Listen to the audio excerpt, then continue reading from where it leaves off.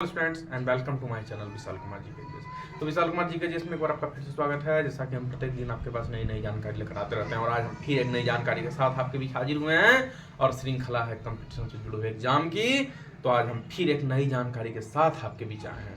हम प्रत्येक दिन आपके पास नई नई जानकारी लेकर आते रहते हैं, इसमें SSC, railway, MTS, BPSC, BSS, यहाँ तक कि यूपीएससी जैसे टफेस्ट एग्जाम में भी उस प्रश्न को एक बार नहीं, दो बार नहीं, बार बार दोहराया जाता है।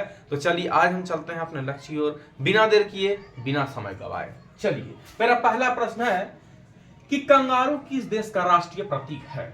देखिए हर देश का एक न एक राष्ट्रीय प्रतीक होता है, चाहे वो भारत का हो, ऑस्ट्रेलिया का हो, न्यूजीलैंड का हो। तो यहाँ पूछा गया है कंगारू किस देश का राष्ट्रीय प्रतीक है। ऑप्शन ए है भारत, बी है ऑस्ट्रेलिया, सी है जापान। तो इसका आंसर होगा भारत का तो हो नहीं सकता है, जापान का भी हो नहीं सकता, तो ऑस्ट्रेलिया। कंगारू किस देश का राष्ट्रीय प्रतीक है, तो ऑस्ट्रेलिया का। दूसरा प्रश्न है कि मधुबनी भारत के किस राज्य की प्रसिद्ध लोक नृत्य कला है।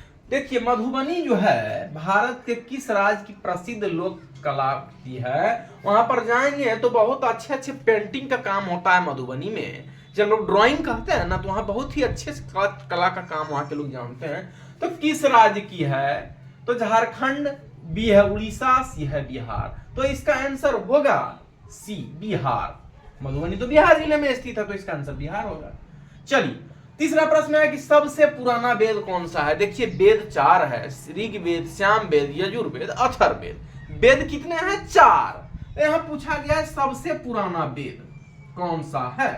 अथर्ववेद, ऋग्वेद, सामवेद। तो यहां सबसे पुराना वेद है बी, ऋग्वेद। ऋग्वेद सबसे पुराना वेद है। अब है चौथा, महावीर स्वामी का प्रतीक चिन्ह क्या था। महावीर स्वामी का प्रतीक चिन्ह ए है शेर, बी है भालू, सी है ऊंट। तो इसका आंसर होगा ए, शेर। चलिए अब चलते हैं, पांचवा प्रश्न है पारसी धर्म के संस्थापक कौन थे। पारसी धर्म के संस्थापक ए है पैगंबर, बी है जोसेफ, सी है ईसा मसीह। तो इसका आंसर होगा मेरे प्यारे बच्चों ए, पैगंबर। तो प्रश्न है चंद्रगुप्त मौर्य के गुरु कौन थे। चंद्रगुप्त मौर्य के जो थे गुरु वो कौन थे। ए है स्कंदगुप्त, बी है विष्णुगुप्त, सी है कल्लगुप्त। तो इसका आंसर होगा बी, विष्णुगुप्त। कौन थे, तो विष्णुगुप्त थे। चलिए अब सातवां में है कनिष्क किस वंश के संबंधित थे। कनिष्क का जो वंश था वो किस वंश से संबंधित थे। तो इसका आंसर होगा बी है पल्लव, सी है कुषाण। तो इसका आंसर होगा बी, पल्लव। चलिए अब आठवां है तक्षशिला विश्वविद्यालय कहां है। Where is situated Takshashila university. A है भारत, बी है पाकिस्तान, सी है जापान। तो इसका आंसर होगा बी, पाकिस्तान। नौवां प्रश्न है सम्राट अशोक किसके उत्तरदायी थे।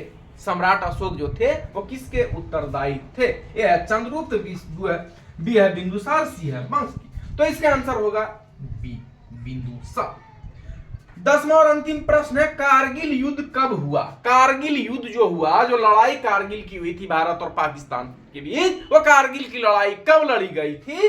तो ए है 1999, बी है 1998, सी है 2000। तो इसका आंसर होगा ए, 1999 यानी 1999 में कारगिल की लड़ाई लड़ी गई। तो लड़ी गई 1999 में यानी 1999।